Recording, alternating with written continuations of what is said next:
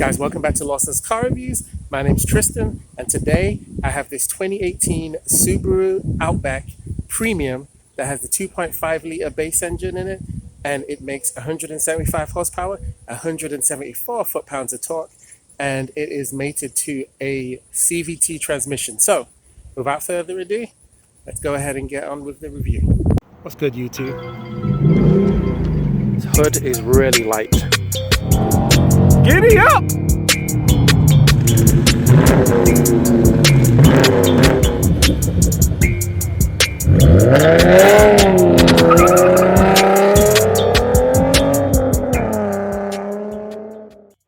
If you haven't already, be sure to subscribe to the channel and make sure that you hit the notification bell so that you can be alerted of any new uploads that I do, and hit the like because it helps the channel to grow.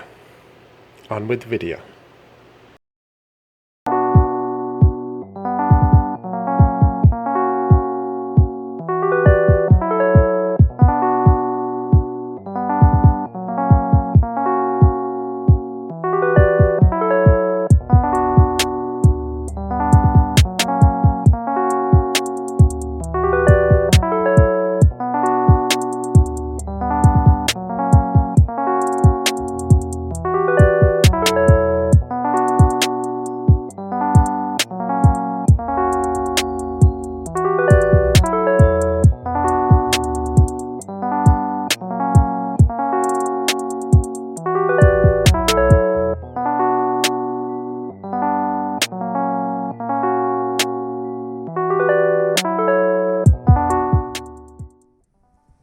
So first off, guys, let me just apologize about the wind. Even though it's 90 degrees in Missouri, it is still windy today, so I'm sorry about that. But let's go ahead and start at the front of this vehicle. So this is a naturally aspirated vehicle, unlike the WRX, which has turbochargers. So obviously you don't see any front mount intercoolers or top mount intercoolers. There's no hood scoop like the WRX, but the front of the car still looks really good. Always loved the Subaru badge, and I think that the lights and the fog lights look really classically Subaru. So I'm liking the chrome on the grille and the front of the car with the fog lights in general. You got these big fog lights like you used to get on the old bug eye WRXs. So all of the lights on this car are just regular halogen, so they are not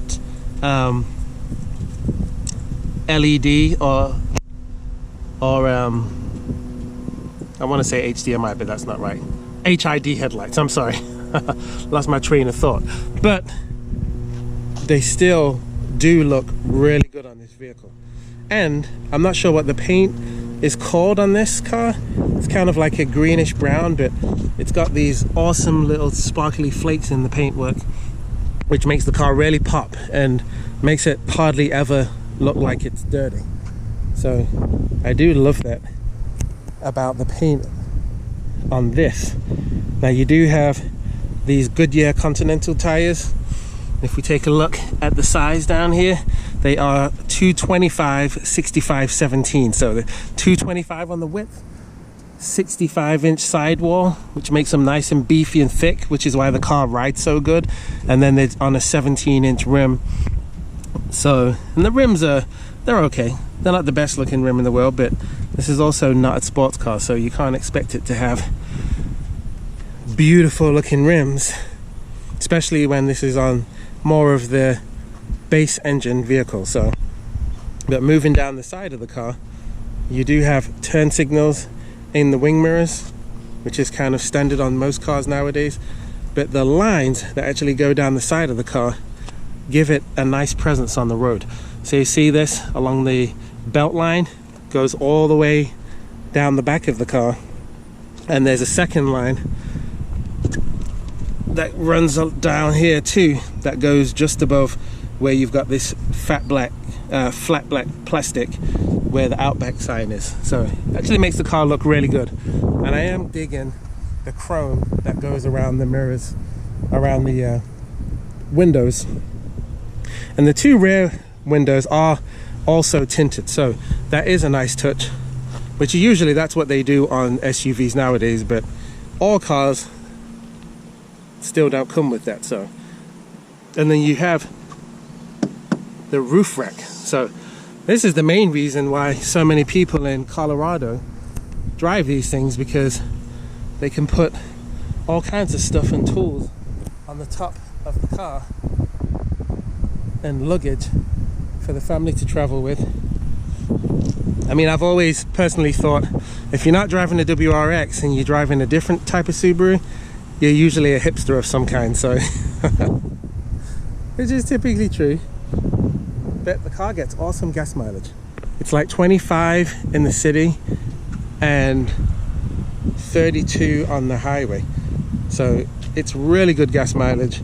You can't complain about that when it comes to the car and the kind of performance that you're going to get as far as miles per gallon. Now, it is only 175 horsepower, 174 foot-pounds of torque, so it's not the most powerful thing in the world, but this is the base engine. You can get a larger engine, which is a 3.6 litre, and that comes with a flat 6 engine, which makes 256 horsepower and 247 foot-pounds of torque. And they're both mated to CVT transmission, so that's one of the reasons why they also get such good gas mileage. This car does come with the symmetrical all-wheel drive system, so power goes to all 4 wheels, which is why it's such a good car for all weather. And you do have this backup camera that's right here, and it comes, if you can see it, with a tow hookup, so that is awesome. This car also comes with the standard key, which you don't see nowadays very often on modern vehicles, but the good thing is if you unlock it, you can open the trunk if you press and hold that button, and it's auto open, which is amazing. And the trunk has a ton of room in it with this nice plastic Subaru mat, and because you've got that, protects it. And you've got this little kit here too, with the jack and all of that good stuff down here. And the seats do fold down, so it's a 20-40 split, so you can get even more cargo room. It's 35.5 cubic feet with the seats up, and if you put the seats down, then it's 73.3 cubic feet. So it's a huge trunk. That should be plenty of room to store all kinds of stuff in it. And then it does have the button up here that you can press to make the truck go back down after it gives you one beep. So, and it's a nice soft close on that too. But I really like the look of the back of the car as well. I think it's gonna age quite well. Now let's go ahead and just take a quick look under the hood. So the car does come with hydraulic hood struts and not a prop rod, which is great. And like I said before, it comes with the flat 4 2.5 litre engine. Once again, makes 175 horsepower, 174 foot-pounds of torque, 32 miles to the gallon on the highway, 25 miles to the gallon in the city, CVT transmission. And this base model you can get for around about, when it was new, $26,000, and then it goes all the way up to about $38,000 if you get the top trim with the larger engine. So the other part about this vehicle too is that it has some decent towing power. As you saw, it had the tow connection on the back, and it can tow around about 3,700 pounds. I take that back, it's 2,700 pounds, not 37. But the car's weight itself is 3,642 pounds, which is not bad considering that the all-wheel drive system makes the car way more in general. Let's go ahead and take a look at the back seat, which, as you can see, is rather roomy. This particular model does have the cloth seats, and and it's kind of a tan color. I wouldn't option that because one, cloth is much harder to clean, and two, tan is going to get dirty really quickly. So, but sitting behind myself in my seating position, yes, if I close my legs, it's on the back of the seat, but I am 6'4", so if you're less than that, you're probably going to have quite a bit of decent leg room. In my seating position where I've got my legs spread, as you can see, plenty of room back here. For 2 adults of my size, you'll be fine, and for 3 children, I think there's more than enough room. You also get 2 USBs down here, but there is no AC outlet at the back, so I don't really like that, because on really hot days like today, you might be wanting for some cool air. Now moving on to the interior, and by the way, you got to remember, even though these cars are not really that expensive, because of the chip shortage, they are going up in price quite a bit, because new cars are kind of hard to come by right now. So the lightly used ones are going up in price quite a bit. So the interior looks really nice. The infotainment and everything like that, the gear shifter, all looks pretty cool. It does come with an electronic parking brake, and since this is my mother-in-law's car, everything is full, so the storage area is a decent size. I can't really show you because it's full of stuff, and then the glove box is a good size too. But door panels, it's that cloth material, so it's probably going to get dirty fairly quickly. It looks good, and this looks good, and there's also a drink holder in the door pockets, but it's definitely gonna get dirty fast because it's cloth and because it's tan. So bear that in mind if you're gonna get a car of this color. Let me go ahead and start the car up. Let me show you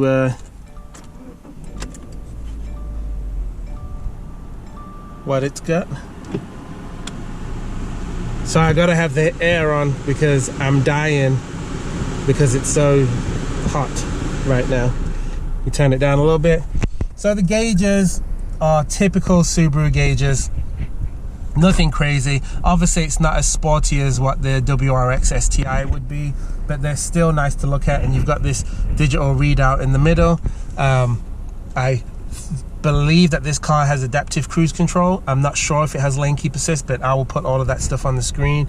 And then you got quite a nice infotainment layout along with dual climate control, and you've got heated seat options but no cooled seats.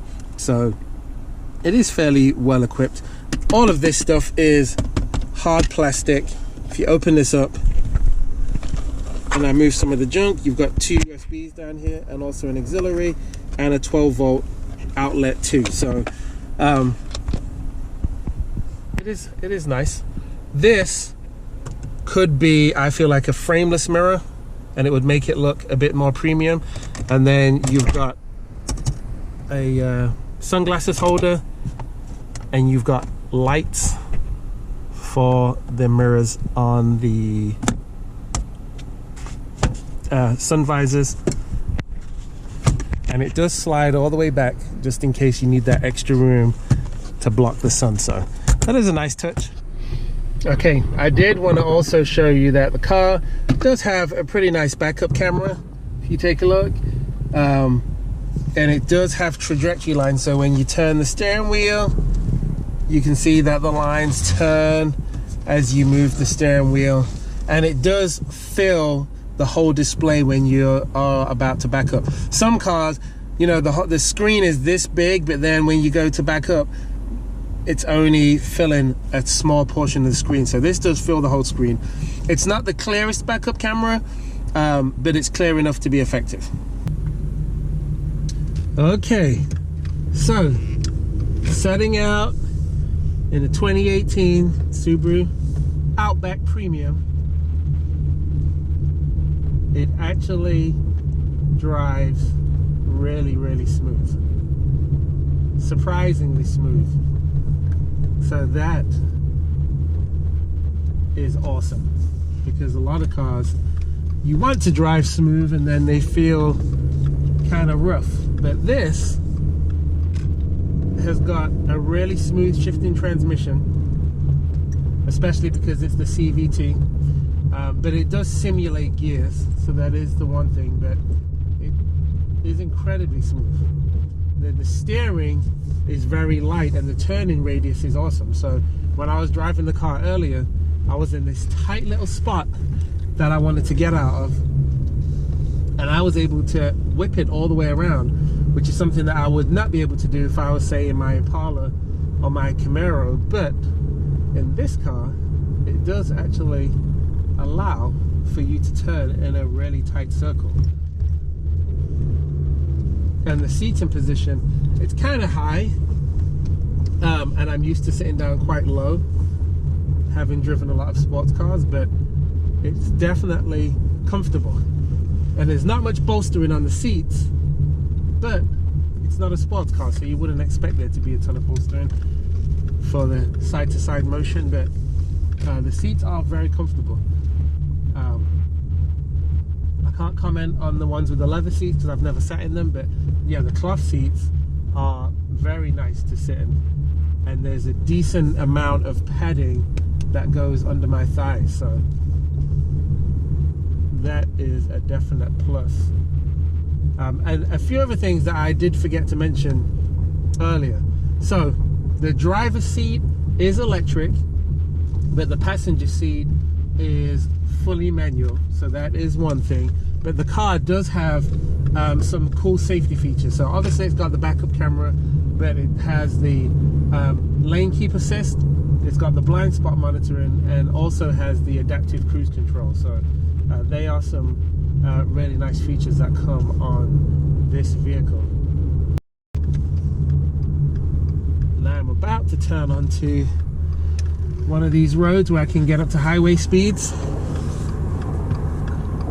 and then I'll put my foot down a little bit, see how it does.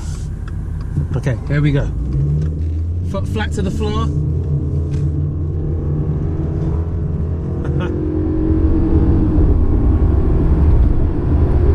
Okay, there's 60.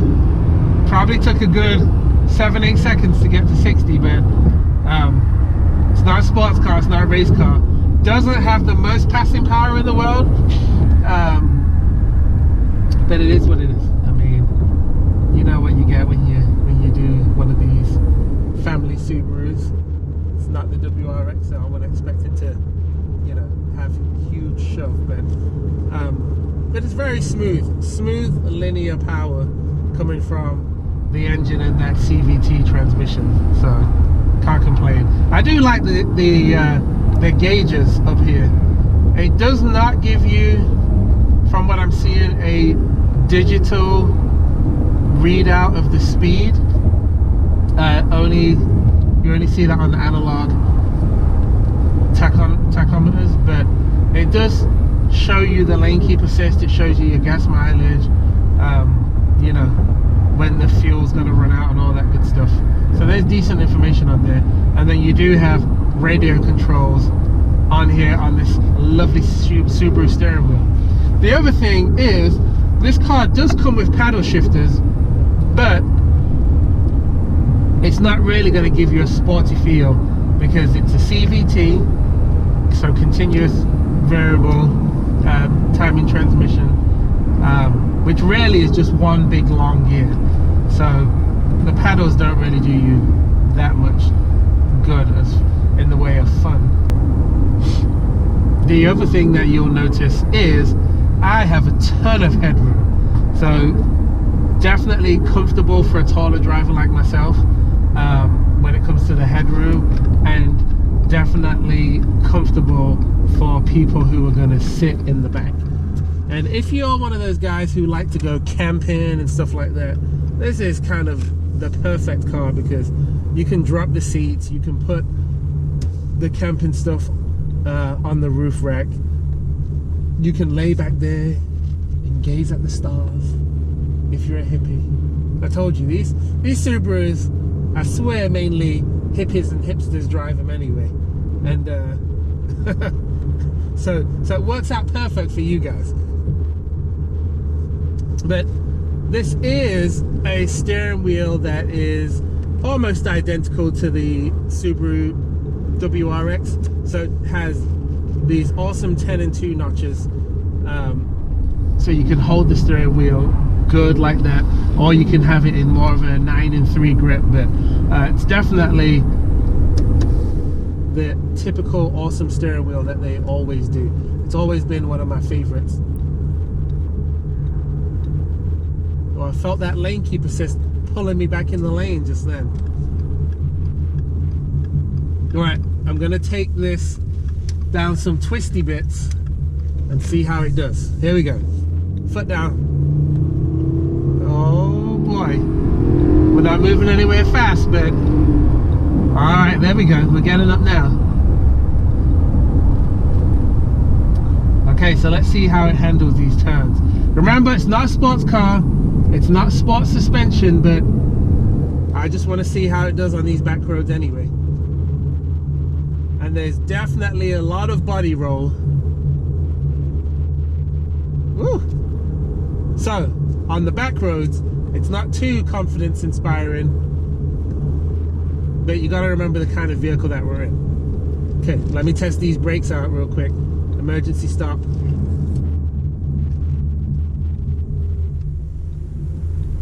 Woo! They're not bad. They're not bad. The car definitely shifts weight very definitely. So the whole front dip down, and then when you accelerate, the whole front lifts up. So yeah, it's not gonna win any races, and it's definitely not gonna out brake anybody. But the lane keep assist is pretty good. I mean, as soon as you start going over that line, it pulls you back in. Now you can manually turn that off, so it's not something that stays on all the time, but the car does beep at you when you start going over the line, or if someone's in your blind spot and you're trying to signal, it will ding at you. So that is a pretty cool feature. But it's not too bad on these back roads. It's just a very floaty feeling, but that suspension being so soft is what makes it a smooth, comfortable ride. But usually what makes cars a smooth, comfortable ride is the exact same thing that makes it not good on back roads when you're going fast. And that's the reason why sports cars usually have very stiff suspension. And one of the only ways to kind of alleviate that is if you pay the big bucks and get a car with Magna Ride suspension, where it can kind of do everything. It can stiffen the suspension up when you want it to, and then when you want it to be smooth and floaty, then you can make it a bit more bouncy. So, oh, lane keep departure, bouncing is telling me off again, which means I probably go over the line way more than I should. Definitely a smooth ride though. And here's the other thing that I'm going to tell you about Subarus. The Outback, the WRX, the Crosstrack, the Forester, WRX STI, Legacy, pretty much all of the Subarus out there, one thing is they hold their value extremely well. The only cars really that I think hold their value better than a Subaru is stuff like a Jeep or a Toyota 4Runner, cars of that nature. But Subaru is definitely one of the top brands that holds their resale value. So if you get one of these and put a bunch of miles on it, they're known to be fairly reliable. It's a pretty simple 4-cylinder engine, especially with this one not being turbocharged.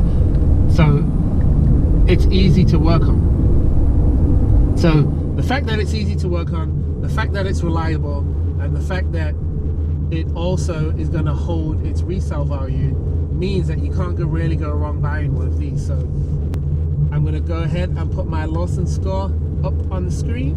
Bing! Right there. Let me know what you guys think of it. all of you Subaru drivers that are watching this,